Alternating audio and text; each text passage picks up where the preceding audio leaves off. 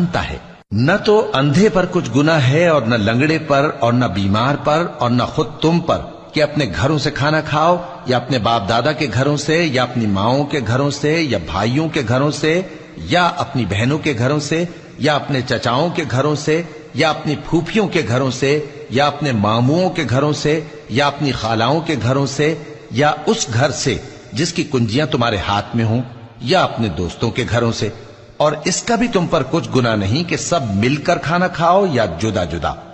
پھر جب گھروں میں جایا کرو تو اپنے گھر والوں کو سلام کیا کرو، یہ اللہ کی طرف سے مبارک اور پاکیزہ تحفہ ہے۔ اس طرح اللہ اپنی آیتیں کھول کھول کر بیان فرماتا ہے تاکہ تم سمجھو۔ مومن تو وہ ہیں جو اللہ پر اور اس کے رسول پر ایمان لائے، اور جب کبھی ایسے کام کے لیے جو جمع ہو کر کرنے کا ہو پیغمبر کے پاس جمع ہوں تو ان سے اجازت لیے بغیر چلے نہیں جاتے۔